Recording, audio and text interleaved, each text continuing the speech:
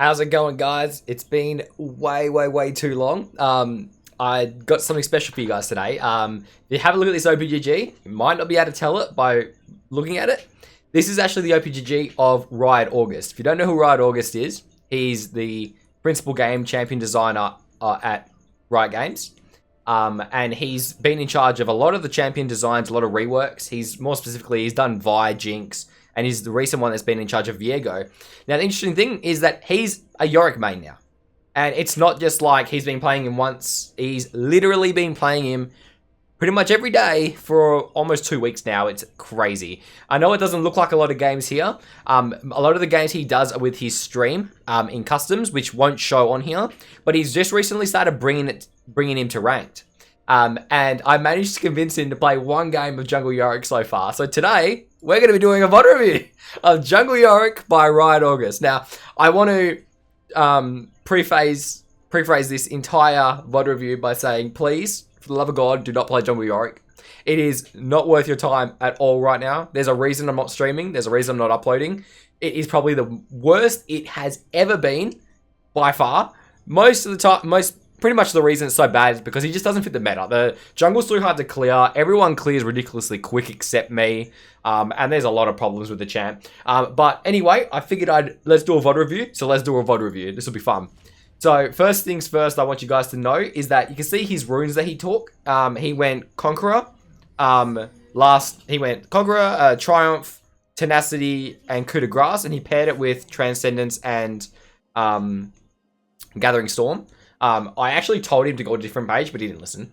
So if you're going to run it, and please remember I said don't play it, but if you are going to play it, take Last Stand instead of Coup de Grace. It's much better. And instead of the secondary, I want you to take Free Boots plus Approach Velocity. It's so much better than this. It's enormously better.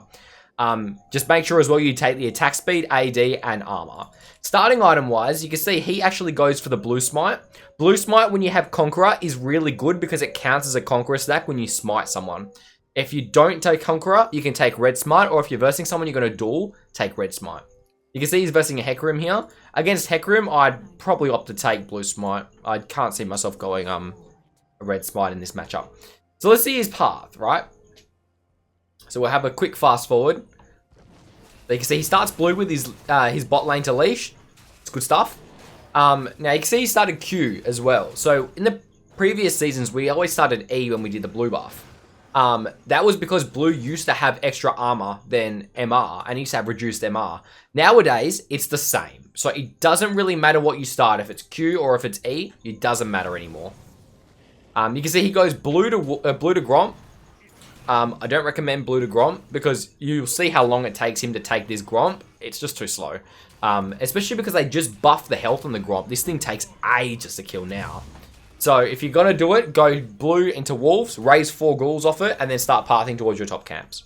So you can see he's got 2 graves down here, but these graves are really separate. You notice he didn't kite the Gromp out. And by the way, another disclosure here, this is all constructive criticism. I'm not trying to make fun of him at all. Just trying to point out some things. And you know, if he watches the video, this will be amazing. And he'll be able to maybe work on these things if he ever does try to test the waters with Jungle Yorick again. So if you are watching, dude, kite this out over here so that after you take this camp here, you can drag it down and reuse the grave. You can actually do it so that you take blue, Gromp, if you are going to do that path. Then take both small wolves like he did. If you last hit both of them, then you can raise 4. E this and then run to the raptors, and you can let your 4 ghouls finish the rest of this camp. You can see he's taken this camp. It's pretty slow. It's not the fastest thing. Oh, auto camera's a pain. So you can see it took 2 minutes 35-ish to do 3 camps there. Compare that to Hecarim, who's pretty much halfway through his blue, and he's already at 3 camps, 3 and a bit camps. So you can see the speed doesn't really match up very fast. So he goes to the raptors there. Just be careful with those Qs. Make sure they're last hitting the raptors. You always want to raise 4 ghouls at every AoE camp. Any camp that has more than 3 units, always raise 4 ghouls at. So you can see there's only 2 graves on the floor here. He can't raise ghouls off that. So that's a very big misplay. So you can see he's going for the gank. He doesn't have red buff yet. Red buff in a gank is essential. So he's just walked through vision. They know he's there. Walks past the vision cone. Probably better off using the vision cone, but that's okay. First mistake he's used for the day. Well, first big mistake that he could probably learn a bit from.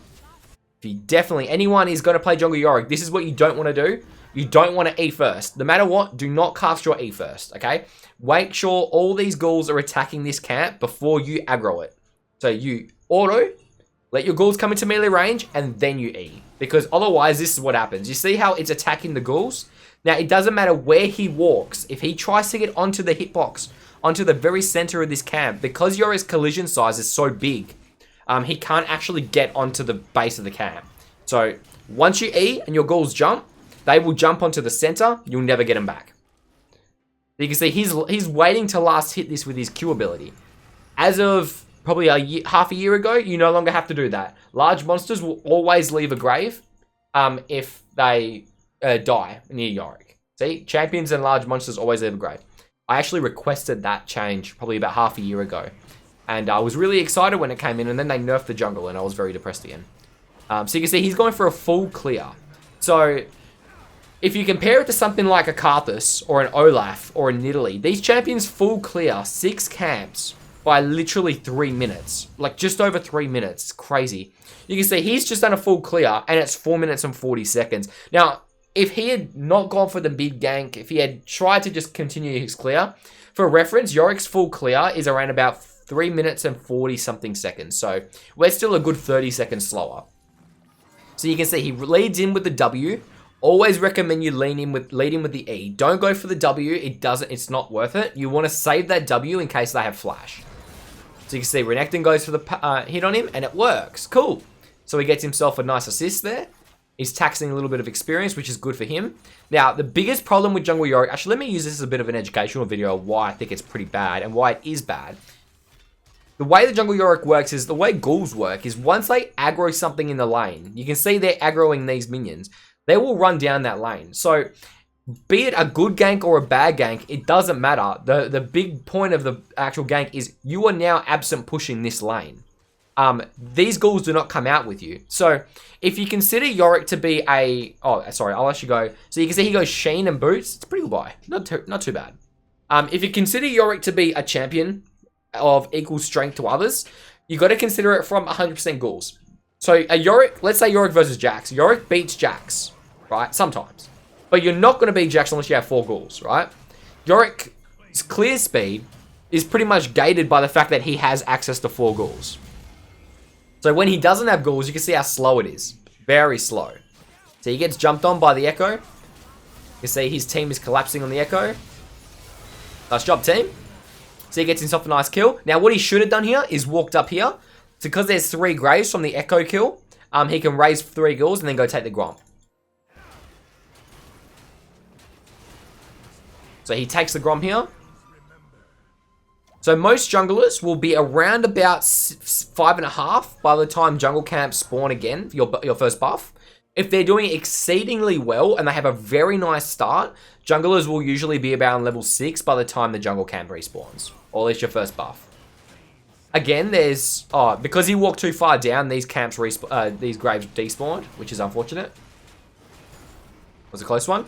Good. You see how he pathed his way over, made use of the 3 ghouls, 3 graves. That's very good. So he's gone back. What's he got? Oh, okay. So you can see, it looks like he's going Trinity Force. I hope he's going Trinity. That could be a Divine Devourer, though. I have no idea what that... Sunderer. I have no idea what that builds into anymore. So it's just playing the early game a little bit slow. It's going to get a bit faster pace once he gets access to his ultimate. That's not going to be for a bit. There we go. Cool. So, another big mistake people do. Never cast your ultimate next to a jungle monster or anything like that. If you're taking Baron, same deal. Never cast your ultimate in the middle. Because like the ghouls, it will take aggro first. So you can see what it does is it takes aggro from this Krug camp. Now, that ultimate is actually within almost 1 smite range. So, you've got to be a little bit on the careful side. So, I would have gone to the red buff here, but it's a good gank. So, he comes in, leads in with the E, goes for the W, gets a straight Q. Probably should have gone for the auto Q, not the straight Q, but that's alright. Ekrim comes, it's a 1v1. So, you can see he's gone Conqueror, right? Now, I'll explain the Conqueror in a bit. He's strong. This is just raw Yorick power strength, right? He wins a lot of these early matchups, especially against people that don't build resistance and don't build tankiness. Now, you might be thinking, can I take Conqueror top lane? Now, the reason that you won't take Conqueror top lane, well, you can if you want. The reason it excels for jungle Yorick is because there's a bug at the moment. I'm sure a lot of you already know it, but I'll go through it anyway. When you summon Mistwalkers with your Maiden or with your Q, if you cast your Q and raise 4, all of those minions are all on the same Conqueror cooldown. So they will all stack it at 1 per 5 seconds, right? Now, that's a shared cooldown. They aren't separate. So if one attacks and then the other attacks, it still only grants 1 for the first attack. And then it waits 5 seconds and then applies the second stack, right? There's a bug, though. So if the Maiden raises it, and the Maiden raises it by just being near a minion that dies, right? But that minion dies to a spell, for example, Yorick Q, then that raise ghoul from that death of the minion will be on a separate stack to all your other ghouls.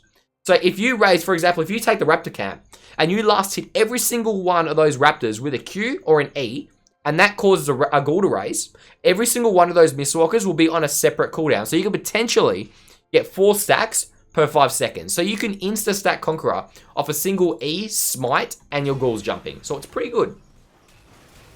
I would definitely not push this tower. As you can see, Maiden is rest in peace.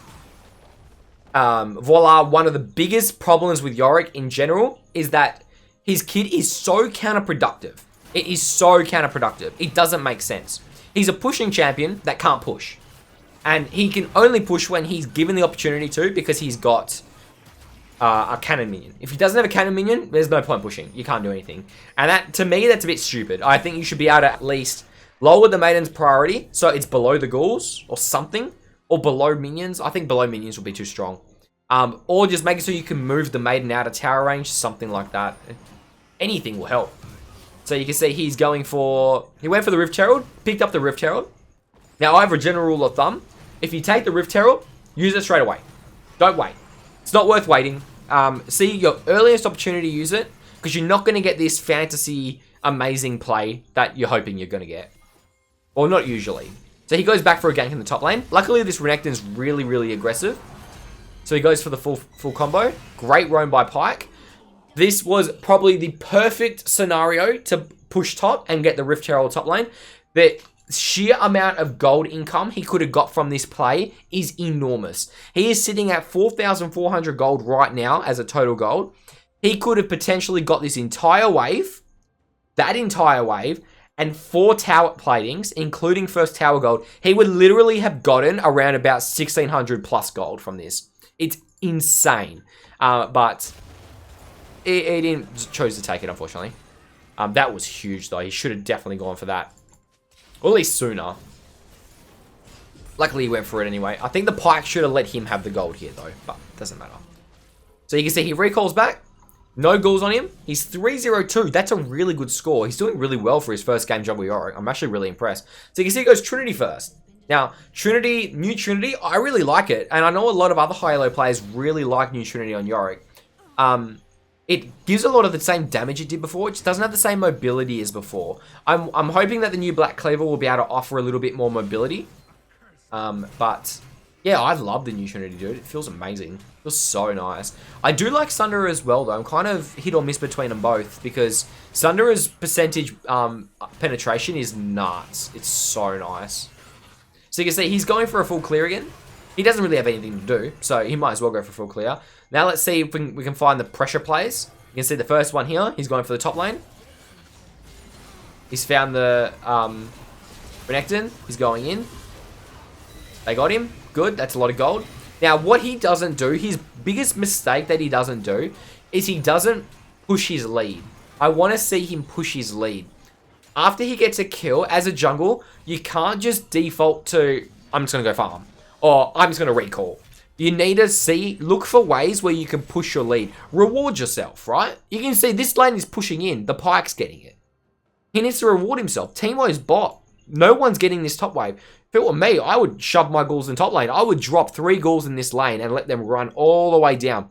So you know, 4 ghouls can take an entire wave. They will survive this, and they will die to that tower the second they get there.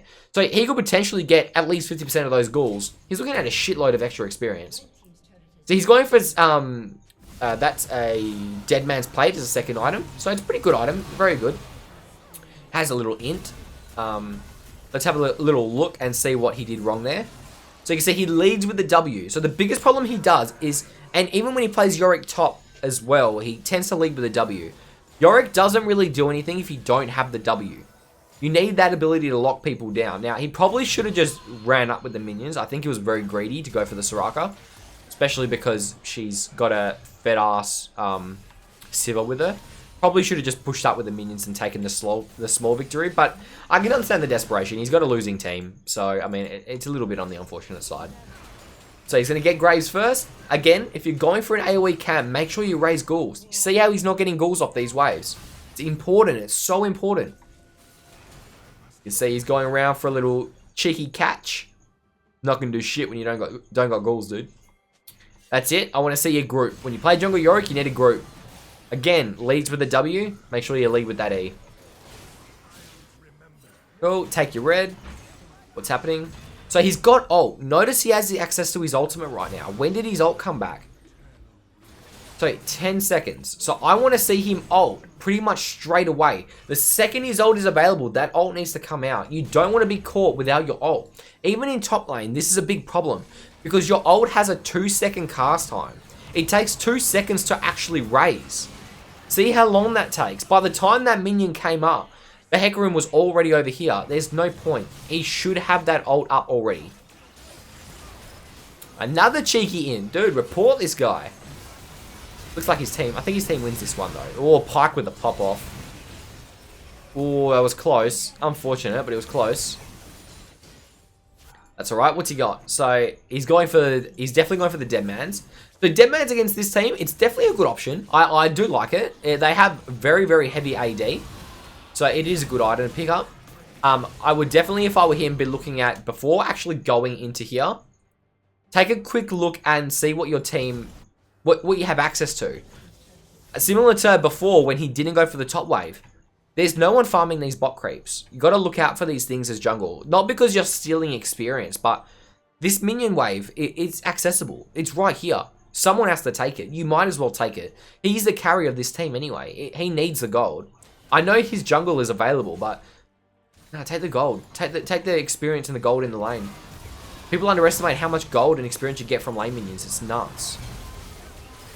So constantly looking for those fights when you don't have ultimate is the worst thing you can do. You need to take the step back, pedal back a little bit, get the ghouls off somewhere, start to look to farm. In that downtime, you need to farm.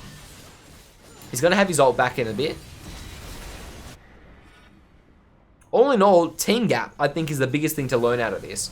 But there were a lot of ways that he could have improved it a little bit. For example, right now, he could look to split his mate and top. Now, ask yourself the question here. Are we going to win the 5v5? It's 23-9. Not really, right?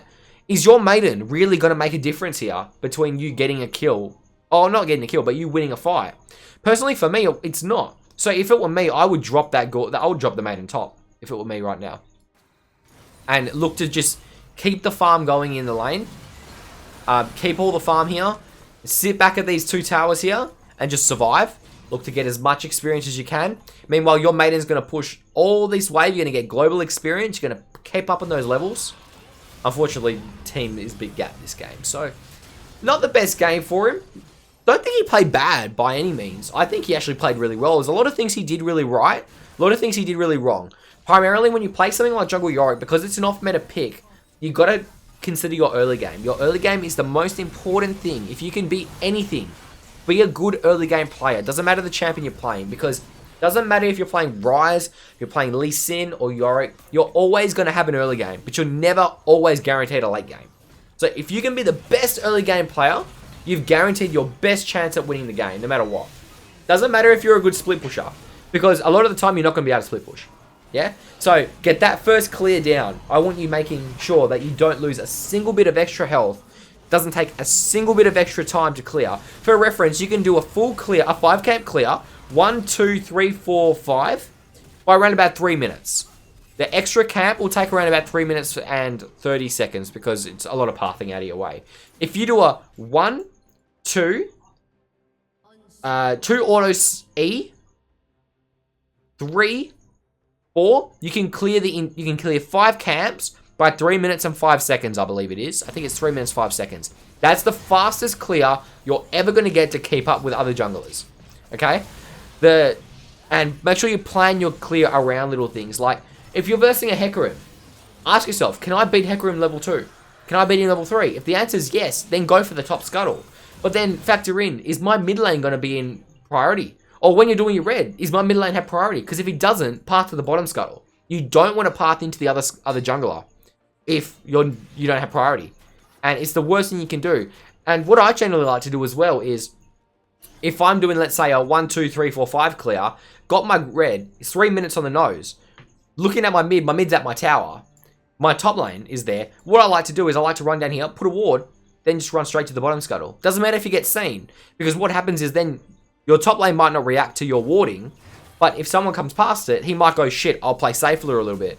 Otherwise, what tends to happen is you focus the bottom scuttle, their jungle focuses the top scuttle, and then your top laner dies, and then you're like, well, I'm bottom side, I can't do shit. So it's a bit unfortunate. So he's going for his Executioner's Calling. Good pickup, because he's versing Soraka, Renekton, and Hecarim. Hoping for the best. It's a bit of a massive hopeful one here. You can see he misses the E. Unfortunately, missing the E on Yorick is pretty painful. Not 100% sold on the Dead Man's as a second item. I think second item you need a damage item, because you need to keep that ability to get solo kills. You're not playing like Sejuani where you scale off you yourself getting maximum health. You strictly need to make sure you get items that give you damage. So next patch I'm envisioning testing out a little bit of, like, let's say, Trinity into Cleaver. I think Trinity Cleaver might be an interesting concept, because you get a lot of movement speed, which is what Trinity lacks at the moment. Either that or Stridebreaker into Cleaver is probably going to be one of the biggest things. The problem with the new Cleaver change is that the old Black Cleaver used to give you movement speed when you dealt physical damage. The new Black Cleaver is giving you movement speed when you deal physical damage against the champion. So very big difference. If you leave your ghouls in the top lane on the previous patches, you get permanent movement speed. Nowadays it has to hit a champion, which kind of sucks. That's really sucks. I'm not gonna lie. All in all, I think it'll be a lot of fun to experiment with. I think Conqueror might make a comeback if the dash one, what's it called? Stridebreaker. If Stridebreaker becomes popular, I think Conqueror will make a comeback, because it does proc a Conqueror stack. And just get used to abusing that conk bug, especially if you do that. It's nuts. Conqueror is so good. Just stop looking at the number. So you can see, like, right now, if we had a look at his coup de grace, it's not too bad. His Conqueror's only done 300 healing. So that means for that 300 healing, he's had, 15, like 20 extra bonus AD. It's not that much. And this is another reason why you don't go Gathering Storm. Doesn't do anything. Like, it's 14 damage. What's the difference? He might as well have gone. He's got 11 KPA. He might as well have gone Eyeball Collection. If he went Eyeball Collection, he'd have more AD from his rune than if he went Gathering Storm right now. And to pair that off, he could have just gone Relentless Hunter, and he would have got a shitload of movement speed. Like, there's other ways you can do. I just really don't like this scaling idea. Doesn't really work that well. Top lane, it's okay, but no, definitely not jungle. From here, I don't really know what he can do. It's 33 to 15. Like, he's got to rely on getting that nice team comp, nice team fight. But unfortunately, he's just going to blow up from collateral damage. All the inhibitors are gone. I'm not sure there's anything he can do. So, not the best game. His team was pretty sucky. He didn't play bad. I'm actually really impressed with how well he did. Particularly at that start. I think that start was absolutely amazing, dude. When he was 3-0, like right over here, he had such a good start. Like, it was right here. This 3-0-2, he is enormous. It just comes down to knowing how to pressure advantage. Like, right now, this is where he lost his momentum. And when you play jungle Yorick, a lot of the times you've lost your momentum is because you lost your maiden. Notice that he hasn't had maiden. It's 120 seconds before his next one. When's his next kill participation? Fucking ages away. It is literally yonks. Wait, no, that's it. This is it here, isn't it? Oh, that's right, because he went for the thing. Okay, well, it's still around about 100 seconds later. Like, that's cute. That's timing that you've just lost your momentum. And always playing to one side of the map is never a good idea as a jungle anyway. Like, for example, you can see he only ganked top lane this game. That doesn't usually work out unless you can get your top laner out of that lane. So, for example, if you're going to power gank this Teemo, then the first thing he needed to do was use that Rift Herald top, break that tower, give Teemo a reason to roam. Teemo then groups mid, he can then focus bot. Top lane takes a slow way in, because since there's no tower, the lane will freeze and stagnate here. If their top laner freezes it, Teemo loses out on CS. If he slow pushes it or even tries to push it, it pushes rather slow. By the time it gets to top, you can react in time, so someone can be there. But if he freezes it, guess what? It's a 5v4 fight. Teemo can make a play. So there is ways you can make an impact. He definitely needed to make an impact on the bot lane this game. But there's always room to improve. So good game overall. Mad impressed by it. Thank you so much for playing Yorick at the moment, dude. It's been an absolute pleasure to watch his games and get his thoughts. If you guys haven't already, I'm going to put his stream in the link below inside my description here. Because he doesn't just play him. He gives like thought. He gives his thoughts. He gives his reasoning. Not necessarily why he does things, but why champions are designed that way. He answers a shitload of questions about it. He said that there's no Yorick changes in the mix, but he wants to find the time to do some. Personally, I think Yorick needs a shitload of attention. He's got a lot of problems with bugs. A lot of the bugs are being fixed next patch. Strybreaker will no longer go over walls next patch, and Air Dragon will now affect Yorick's cooldown regardless of if the Maiden's out or not. So that's a big one. Huge one for us. But I don't think it's going to do anything. I think there's still so many more bugs that need attending that I don't think it's going to do anything. So I'll probably try to upload more content when Yorick gets changed. I really want to do a Yorick top VOD review for him, so that's going to be the next one. I'm going to see if I can get Crikey and Quinn to help me out for that one. But until the next vid, I appreciate you guys stopping by and having a watch. GG August, you did well, dude. And I'll see you guys in the next video. Catch you guys later.